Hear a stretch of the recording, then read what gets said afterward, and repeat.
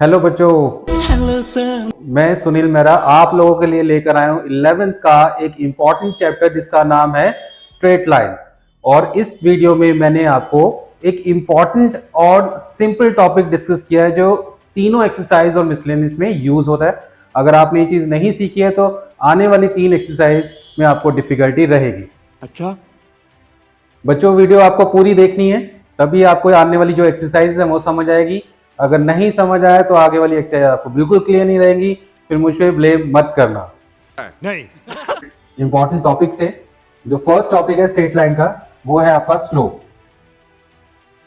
Slope का मतलब क्या होता है? स्लोप का मतलब एक लाइन की ढलान निकालना होता है कि एक लाइन की ढलान कितनी है, वो हम स्लोप के थ्रू निकालते हैं। अब इस स्लोप को निकालने के दो तरीके हैं।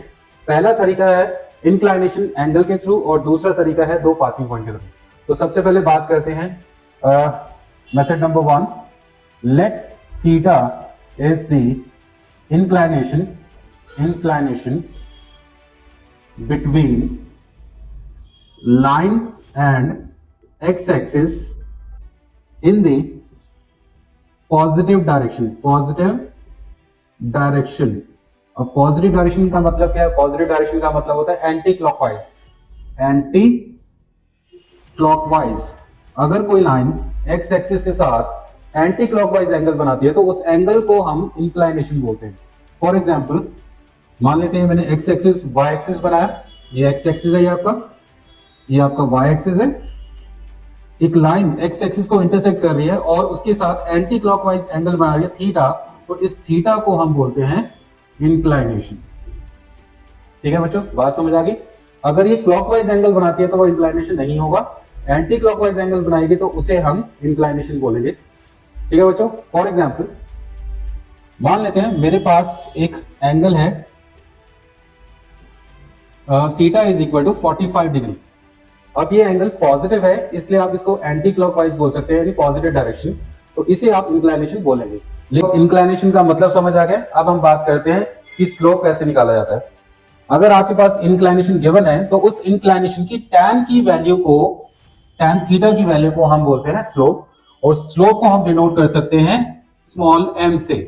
तो ये एक लाइन का स्लोप निकालने का फॉर्मूला है, m is equal to tan theta, अगर आपके पास इंक्लाइनेशन है।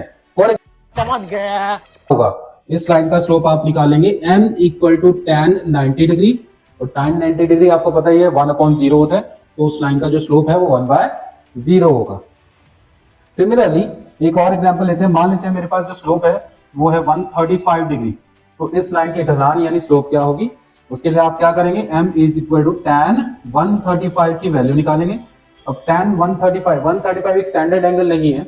स्टैंडर्ड एंगल आपके क्या होते हैं? 0, 30, 45, 60 और 90 डिग्री। अब 135 को कैसे निकालेंगे? आप इसको ब्रेक करेंगे 90 डिग्री प्लस 45 डिग्री। नाउ यहां आने के बाद आपको चैप्टर नंबर 3 ट्रिग्नोमेट्री में टैन 90 प्लस थीटा का फॉर्मूला सिखाया गया था।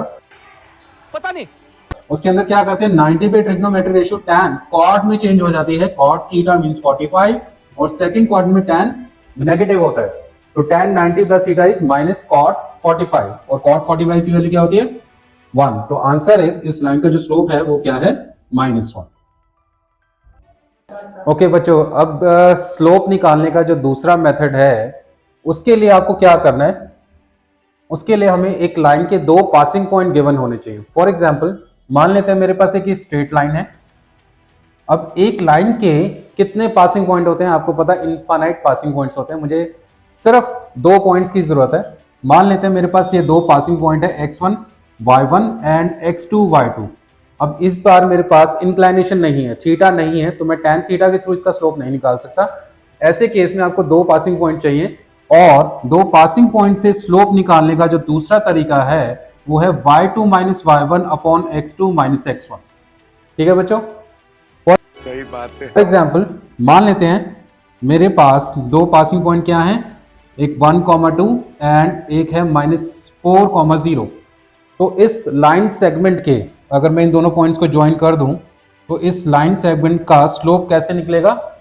Slope is equal to y2, ये आपका y2 है, ये आपका x2 है, ये x1 है, ये y1 है, तो y2 minus y1 upon x2 minus x1, तो -2 बाय -5, तो इस लाइन का स्लोप होगा 2/5। बात समझ आ गई बच्चों? तो अब इस लेक्चर में मैंने आपको स्लोप निकालने के दो तरीके बताए।